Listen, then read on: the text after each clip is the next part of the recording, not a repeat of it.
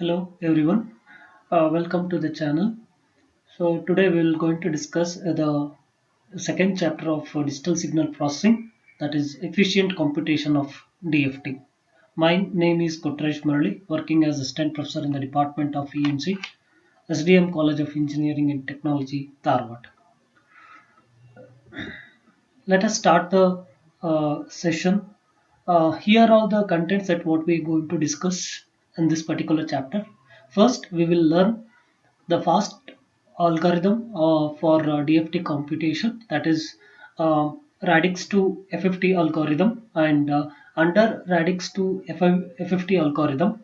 So we'll look into two types of fast Fourier transform. One is decimation in time FFT, decimation in frequency FFT. So later on we'll see the some of the applications on this. Now, looking to the computational complexity in discrete Fourier transform. When I say that discrete Fourier transform, what is the complexity that was there in DFT, and how we can rectify that particular complexity so that you can improve your speed of the computation. Now look at this particular equation. X of k is equal to summation n runs from 0 to n minus 1 x of n into wn kn. So this is the definition for my discrete Fourier transform, right? So this is DFT equation. Now look at this. So for each value of k, see, when k equal to 0, we try to obtain x of 0. Now look at the number of multiplications that are required here. So we assume that, see, wn to the power of kn. We know the definition, not an assumption, it is a definition, e to the power of minus j 2 pi n into kn. Obviously, when you expand this, it is in the form of e power j theta, which is nothing but cos theta minus I sin theta. Now, in that, it is not, and again, we will also assume that if there is a x of n is also in the form of a plus ip, then once again, this will be a clearly complex multiplications. Now, for one value of k, calculate how many complex number multiplications are required. Since this summation is ranging from 0 to n minus 1, therefore I need n number of multiplications, right? Similarly, for k value, which means for all the values of k, this is this n number of multiplications required for k value is single. For single value of k, we require n number of complex multiplication for single value of k. If you have n number once again, if k is running from, so as usual, the k is running from 0 to n minus 1. Once again, for entire values of k running from 0 to x of n minus 1, how many complex multiplications are required? So for one value it is 1, and again for k values, so it is one more n number of multiplications. In general, in total we require n square complex number of multiplications. So assume if you are trying to have a 4-point DFT, look at, for x of 0 itself, I need 4 complex multiplications. Okay, for entire value of k, we will going to get 16 complex multiplications process here. At the same time, look at this, how many complex number additions are required, since the summation is ranging from 0 to n minus 1. So we require obviously n minus 1 number of complex multiplication for single value of k. Now total, there are k values. So total k values requires how many number? N into n minus 1 complex additions. So these are the major hurdle, because whenever I want to I run an algorithm, I always give that algorithm to my processor to perform the number of calculations. and in turn when I say that processor, it is nothing but the overburden to my ALU. So obviously I need to reduce as many as number of complex multiplications and complex additions. That is my agenda. So in like the way, so what we do is we go for some the transforms where I can able to give the efficient computations. So now it is nothing but a DFT, but we are making the DFT to work at the faster rate. When I say that working the DFT at a faster rate, it is nothing but reducing the complex number multiplications. So that is complex number multiplications and reducing the complex number additions. So if I could able to do this, then this is one of the achievement. So that we will try to perform by going to an approach called fast Fourier transform. Now in this fast Fourier transform, we will going to adapt a radix 2 method. Okay, so radix 2 method, under this we have two different types. One is in time domain, that is discrete decimation in time domain. So DIT FFT method, and once again in frequency domain also we will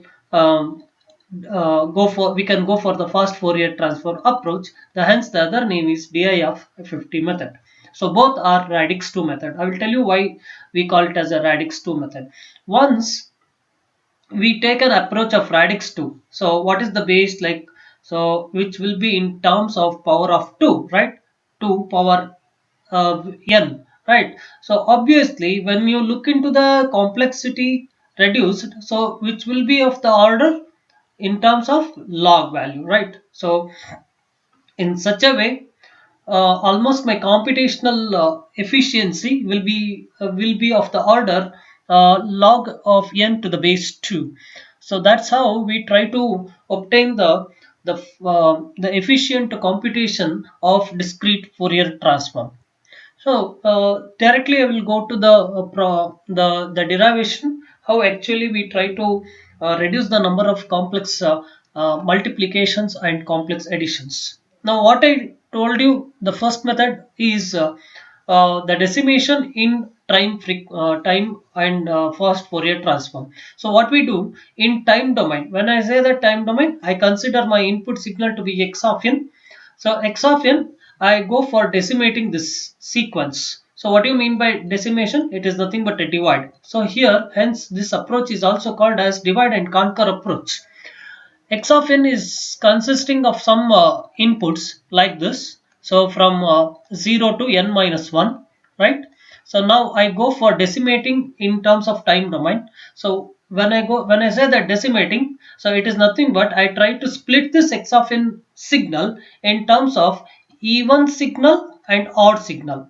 Now it is not actually that even number and odd number, it is the sequence. See here, x of 0 is nothing but a sequence of even sequence. Now next sequence is to be 1, so it is an odd sequence. Similarly, I try to divide the x of n sequence in such a way that, so x of n is divided into the sequence of even and sequence of odd. So that is, I take a even sequence as xe of n, where the signal will be, the sequence will be x of 0. The next even sequence is x of 2, because this is base indexing having a 2. So hence x of 2 followed by x of 4. And last sequence, what will be the last sequence? So if this is my last sequence running from 0 to n minus 1, so obviously this will be my odd sequence. So what I do, I'll come for this sequence, that will be n minus 2 sequence, right? So now I'll take up this sequence. So this is my the next even sequence, the last even sequence. Similarly, I divide the entire x of n by containing, which consists of only odd sequences, that I will represent it with the x naught of n. So this is O, odd number, and the first sequence will be x of n, x of 3, so on. The last sequence is obviously x of n minus 1. We know that the definition of x of n. Okay, let me take the blank sheet so that helpful for me to explain here. So okay, So we know the definition for x of n is equal to summation n runs from 0 to n minus 1. The input, the definition for x of k, I'm sorry. So this is definition for x of k. So where I try to multiply my x of n with the twiddle factor wn to the power of kn, and where again the k runs from 0 to n minus 1. Am I right? Now, what we do is I try to divide this x of n signal in terms of even signal and odd signal, right? So I take the x of k is equal to, first I'll take the even sequences, only even sequences. If I go for putting even sequences, that will be multiplication of factor by 2, right? So it is not only x of n, it is x of 2n, where I get only a sequence of even sequences. That is going to be multiplied with, as usual, twiddle factor, and the summation range is will be from the first sequence 0, but the last sequence will be n minus 2 sequence. This is even sequence. Again, and the next I will go for fetching the odd sequences. So obviously if I take 2n, this will be even. Now I want odd, that what I do is I add it by 1, right? So once again wn to the power of kn. So where the summation ranges from not 0, here the n equal to 1, the last sequence will be n minus 1, right? So this is what we did here. Look at this. So first I took a definition of x of k. So this is the definition for my DFT, followed by x of k is going to be divided into even sequences and this is odd sequences, right? So what we did is, here instead of taking n, I took it another variable r, 2r plus 1 and 2r. Now look at this summation. The summation consisting of 2 in place of r, and again n is replaced with 2r because I'm fetching the value in terms of the even sequences, and here also the n value is replaced with 2r plus 1. Now look at the limits. Inside this, it is the variable is depending upon the r, but outside the limits is depending on the n value. So what I should do, I should reconvert this summation in terms of r. So what I do, I put n equal to 2r. Now if limit n is 0, then what will be the limits of r? So obviously this will be r is equal to n by 2. So put n equal to 0 here, r value is 0. Similarly, the last value of n is n by n minus 2. If you put n equal to n minus 2, so what will be the r? R is equal to n by 2, right? So last value of n is n minus 2 divided by 2. So if you simplify this, I can write this as n minus 2 divided by 2 by 2, that is 1. So the last value of r will be 0, n by 2 minus 1, right? Similarly, for odd sequence, I once again write n equal to 2r plus 1, right? Now again I want to have my limits in the range of r itself. I should replace this limits from n to r. So once again I take the same value. Now look at this, the range of r. I put n equal to the lower limit. I put n equal to so the lower limit is 1 here. So I'm sorry, this is supposed to be 1 here. So the lower limit is 1 here. So look at this. So this value r will be equal to n minus 1 divided by 2, right? So put n equal to 1, the 1 minus 1, it becomes 0. So r value becomes 0. Now put the last value of n is n minus 1. Now put n minus 1 here.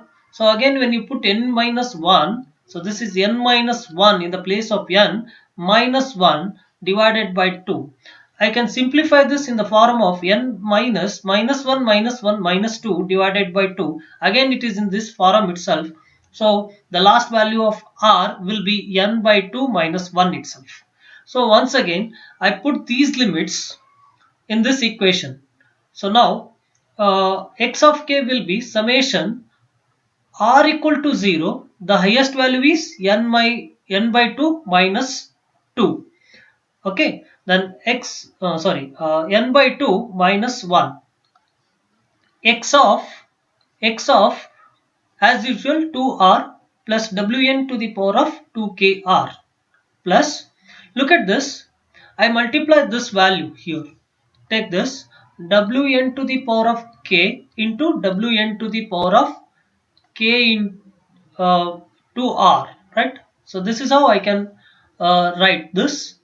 So where k is totally independent of my limit, because my limit is ranging from r, whereas here the variable is k, so totally it is an independent variable. Now I take it outside, wn to the power of k. Now what will be the variables that will be residing within the limits? The summation is ranging from r0 to n by 2 minus 1, x of 2r plus 1, wn to the power of 2kr. So we already know that by the method wn to the power of 2 is can be represented as wn by 2, right? So this is one of the class I told you. So this is how it is going to be represented as. So in the next slide we try to alter this equation in such a way that, so this 2 I'll take it here. So wn to the power of 2kr can be represented as wn by 2 kr, right? Now look at this equation, and x of 2r I take it as one value. I generalize this to g of r and I generalize this to h of r. Okay, now observe carefully. So x of k is nothing but the limit remains same, only x of 2r I replace it with g of r, and as I told you wn to the power of 2 can be written as w by 2. So the same way I wrote it, the symmetry of twiddle factor wnk I took it outside as it is independent variable. So again the limits ranging from 0 to n by 2 minus 1, and I told you I took this as a h of r. Once again you observe carefully this equation, it is nothing but the definition of DFT, right, where the r is ranging from 0 to n by 2 minus 1. So this entire thing I will be calling it as g of k. Am I okay? Am I clear? Okay. Now wn to the power of k I keep it as it is. Now look at this particular equation. So this can be written as the definition of h of k. So this is also a definition for TFT. Now where I write x of k in the form of g of k plus wn to the power of k h of k, where the value of k ranging from in both the cases it is ranging from 0 to n by 2, right? The total values here also 0 to n by 2 minus 1, 0 to n by 2 minus 1, the total values will be n by 2 point. Now this equation, I'll call this as equation A. What is this equation? Where the g of k and h of k both are n by 2 point DFT, where g of k is a n by 2 point DFT for even sequences of x of n, and h of k is n by 2 point DFT of odd sequences of x of n, right? Okay, now we already got to know about x of k, where the x of k is ranging from 0 to n by 2 only, right? But what about but I need the values from 0 to n minus 1. What I got half values. What about rest of half? You know that x of k will be always a symmetric in nature, right? Will be a symmetric in nature, right? After n by 2 values, the value of x of k will going to be repetitive in the form of symmetric. So hence by the periodicity property, I can write x of k as x of k equal to x of n minus k. Similarly, in this case, g of k is n by 2 point dft. For this is for n point dft in the form of periodicity. I can write this in this form. But g of k is n by 2 point dft. I can write this symmetric property or periodicity property as g of n by 2 minus k. Similarly, h of k can be written as h of n by 2 minus k. Therefore, rest n by 2 point tft or rest half of the values can be obtained. See, once we obtain x of k for half values, that itself is sufficient to find out the next half values by periodicity property. So that's where I wrote this g of k as g of k n minus 2 plus wnk as it is, and h of k its periodicity. So that is h of k minus n by 2. What we get here? The values ranging from n by 2 to n minus 1. So here I can able to get from A and B, from A equation and from B equation, I can able to get the entire values ranging from 0 to n minus 1, right? So this is the values of k running from 0 to n minus 1. I can obtain it from equation A and equation B. Now what is x of k?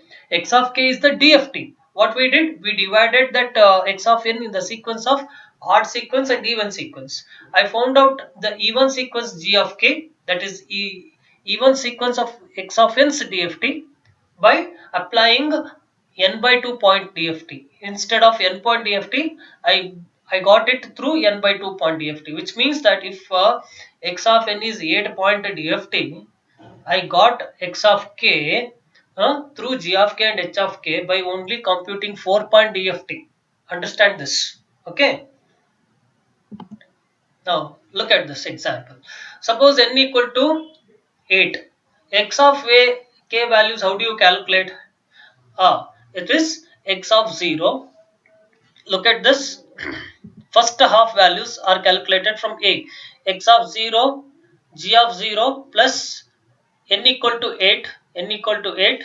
So I just write the equation here, x of k, g of k plus w n to the power of k, this is h of k, right? Now look at this, x of 0, so k value is equal to 0. We get this equation, w8 to the power of 0, n point dft, and n equal to 8 in this condition. So, and this is when k equal to 1 and k equal to 2 and k equal to 3. Now this is nothing but 0 to k where less than n by 2 minus 1, that is 8 by 2 minus 1, that is 4 minus 1 is 3. So here from this I could able to get the 4 point, by calculating 4 point DFT I can able to get x of 0 to x of 3. But later on point of time, so this will be the periodicity property, it will map the periodicity property. Therefore x of 4, x of 4 is equal to g of 0. Why g of 0? Because we follow the equation, that is B. How do you write this? That is g of k minus n by 2 plus wn to the power of k, h of k minus n by 2, right?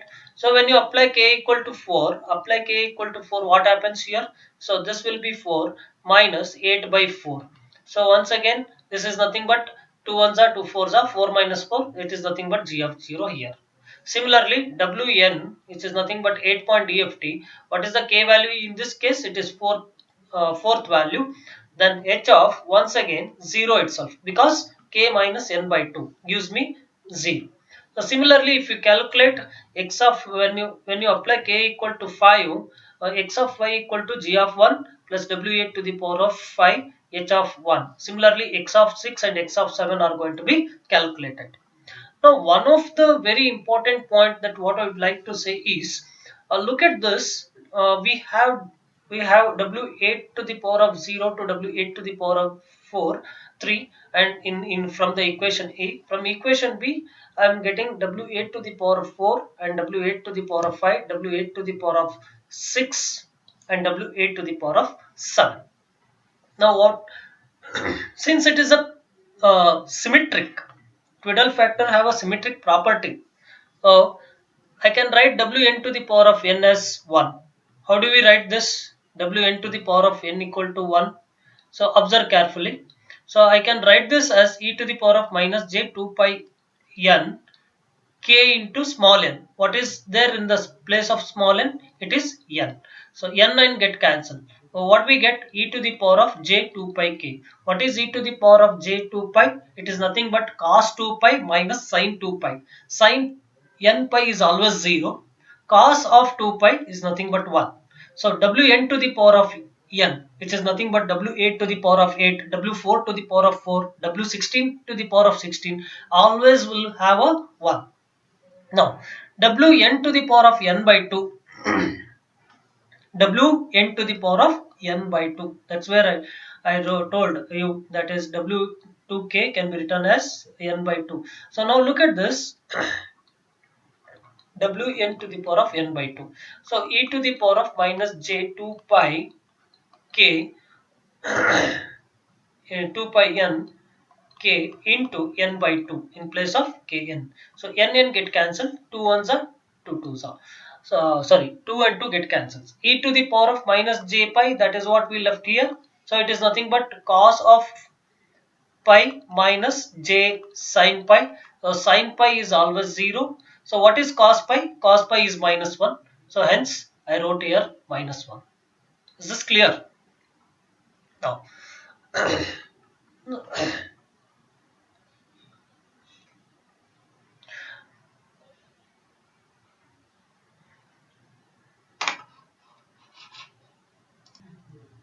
okay, now another interesting point uh, here, W8 to the power of 4. Look at this, W8 to the power of 4. In one of the thing, I told you, Wn to the power of n is equal to minus Wn to the power of n by 2. Am I right? Look at this, Wn to the power of n is 1. Okay, instead of this, can I write it minus, what is 1? 1 is nothing but Wn to the power of n. Can I write Wn to the power of n? Right? So which is nothing but Wn to the power of n is 1. Right? Wn to the power of n by 2 is minus 1. So that is what I minus, this is equal to minus 1. So minus into minus will be 1. So left hand side and right hand side are equal now. So I write it as, so this is 1. So Wn to the power of n by 2 value is minus 1. So I put one more minus. So Wn to the power of n is equal to what? Minus Wn to the power of n by 2. Now how do you write this? Can I write this W4 to the power of 8? W8 to the power of 4. It is nothing but W8 to the power of 8 by 2. Right? So what is the value of this now? It is nothing but W8, just a minute. So the another interesting point, W8 to the power of 4 can be written as W8 to the power of 8 by 2, right? So it is nothing but I can write this as minus W8 to the power of 8, right? What is W8 to the power of 8? It is nothing but 1. What is 1? Can I write W8 to the power of 0? Because anything A power 0 or B power 0 or W to the power of 0 is always 1. So what I did is, 1 I wrote it in the form of W8 to the power of 0. So which is nothing but, so look at this, W8 to the power of 4, W8 to the power of 4 is nothing but, I replace this with W8 to the power of 8 by 2. It is nothing but still W4. Now this is equal to minus W8 to the power of 8 as per this formula. So we know that W8 to the power of 8. So this is equal to what? Minus 1, right? Minus 1. So again 1 is equal to W8 to the power of 0 is also equal to 1. What I did is minus I kept as it is. In place of 1 I wrote W8 to the power of 0. Both are 1 are the same, right? So therefore in place of W8 to the power of 4, can I replace it by minus W8 to the power of 0? It is obviously correct, right?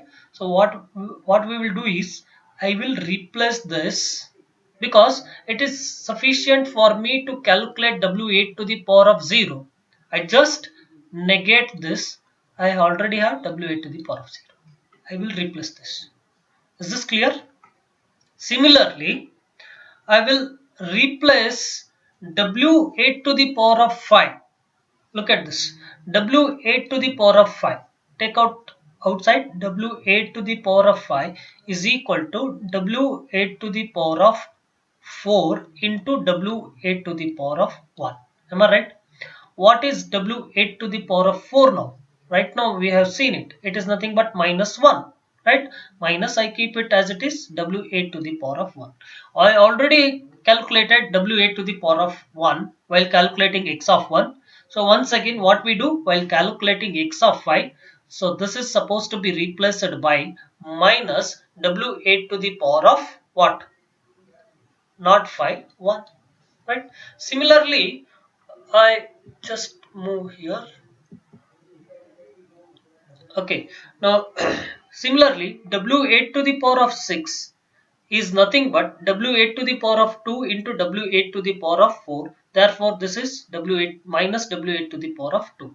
So this is going to be replaced with minus W8 to the power of 2, and here this is going to be replaced with minus W8 to the power of 3.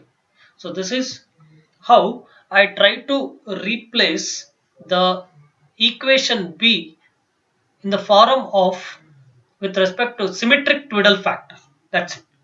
Now we'll look into the signal flow graph of DIT FFT computation for considering n equal to 8. Look at this. I have n by 2 point EFT and one more n by 2 point EFT. What it is? So this is x of n. I have x of n. X of n is divided into E1 sequence first, right? So next once again it is divided into R sequence. What we did? We calculated for E1 sequence we have g of 0, g of 1, g of 2, g of 3, right? Similarly here we have h of 0, h of 1, h of 2, h of 3. So g of 0 is computed. So what is this is h of 0, h of 1, h of 2, h of 3. So now we need to obtain x of 0. How do you obtain x of 0? It is nothing but, go to the previous slide. So it is nothing but g of 0 plus w8 to the power of 0. So it is nothing but g of 0 w8 to the power of 0 is multiplied with h of 0 and added with, this is going to be addition here. This is going to be added with g of 0 to get x of 0. Now x of 1. How do you get the x of 1? So w8 to the power of 1 is multiplied with h of 1. Later on it is added with g of 1. Right? Similarly, we calculate h of 2 and h of 3. Now, but the case in case of h of 4, x of 4 is nothing but we already have h of 0 and w8 to the power of 0. Just I will minus g of 0 from h of 0 with w8 to the power of 0. Similar, we get x of 4. X of 5. What is x of 5? X of 5 is nothing but g of 1 minus w8 to the power of how much? 1 into h of 1. w8 to the power of 1 into h of 1, we done it. So simply I will multiply this value with minus 1. Then again it is nothing but a addition with respect to g of 1. So look at this red line. So this is marking at a g of 1 value. So here, right, from here to here. Okay. So this will give me x of 5. This will give me x of 5. X of 6 value is going to be, x of 6 is nothing but g of 2, because it is periodicity property, not g of 6, right? Minus w8 to the power of 2. Okay, whatever the k value that is here, the same k value must be here also. H of 2. W8 to the power of 2 already calculated while calculating x of 2. Now I simply multiply that value with minus. So you will be having this while calculating x of 2. You simply multiply this value, then add it with g of 2. G of 2. So what we get? So we get x of 6. Similarly, x of 7 also, right? So this is a partial signal flow graph. The reason is still we have the journey is there in calculation of DIT FFT, hence it is called as a partial signal flow graph. That's it. So this is the partial signal flow graph for calculating the 8-point DFT computation, where 8-point DFT. So look at this. Actually, I mean to say that I should go for 8-point DFT. But what you did, you took n by 2-point DFT, which means that here you calculated this using 4-point DFT, right? And here also you calculated this with a 4-point DFT. Now assume how many complex multiplications are required in this case and in this case, and sum up those two will give me a total complex multiplications for x of k. Am I right? So look at this. How many number of complex multiplications are required now? To calculate g of k, which is ranging from 0 to n minus 0 to n, this is n by 2, and h of k is once again n by 2 to n by 2 minus 1. So totally here n by 2 values and here n by 2 values. N by 2 values for g of k, n by 2 values for h of k. So for each value of k, you will going to have n by 2 multiplication for each value of k. Of such there are n by 2 minus 1, therefore once again n by 2. So to calculate g of k, we required n by 2 whole square number of complex multiplications. Similarly, to calculate, so this is for g of k. Similarly, for calculating h of k, for each value I need n by 2 multiplication for each value of k. In total, I have a k is ranging from once again n by 2 to n by 2 minus 1, n minus 1. So therefore, once again we have n by 2 values. So again, to calculate h of k also I need n by 2 whole square value plus one more wnk ಇರುತ್ತಲ್ವಾ. So there will be wnk. So once again there are n wnk ranging from 0 to n minus 1, right? So I need plus n. Total n by 2 whole square for g of k plus n by 2 whole square for h of k plus n. So in general, so 1 n by 2 whole square, 1 by n by 2, therefore like terms I will add them, 2 n by 2 whole square plus n. So when I multiply, we will going to get n by n square by 2 plus 1. Look at this. If I take uh, in normal DFT, how many points you used to have? It is almost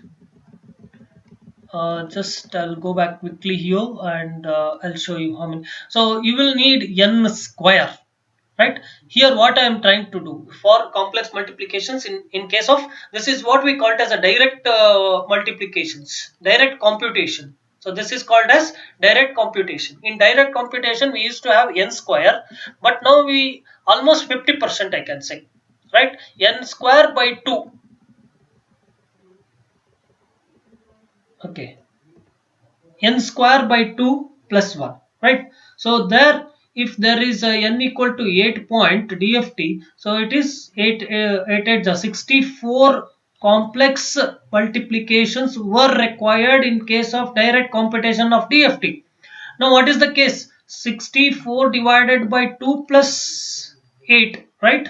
So it is 2 ones are 2 threes are 6, 2 twos are that is 32 plus 8, that is almost 40 complex multiplications are required in case if you adapt fast Fourier transform. That too we have divided it by only n by 2, which means 8 point DFT.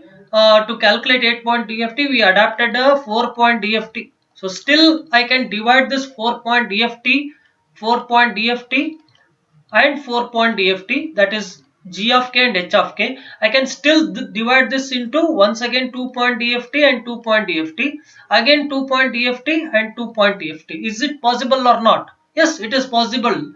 So once I already divided my 8 point DFT into 4 point and 4 point, why not it is possible to divide the 4 point DFT into 2 point and 2 point? Is it not? So I am talking about the first stage. In the first stage, in the stage 1, I almost reduced my complex multiplications by 50%, right? So in the next video, we'll try to see how I can divide n. So this is n by 2 point DFT, right? Now what we do is, once again, is it possible to divide this n by 2 point DFT by 2? So that is what we call it as a radix 2 point DFT. So I have n point, I divided it by 2, and I have once again n by 2. I divide this by once again by 2, which is nothing but n divided by 2 to the power of 2. That is nothing but 4, n by 4. And the next stage I can go for n by 2 to the power of 3. So that is what we call it as a radix 2 point fast Fourier transform. Okay, okay guys, let us stop here, and we'll come back soon with the next continuation of this portion. Till then, take care. Thank you.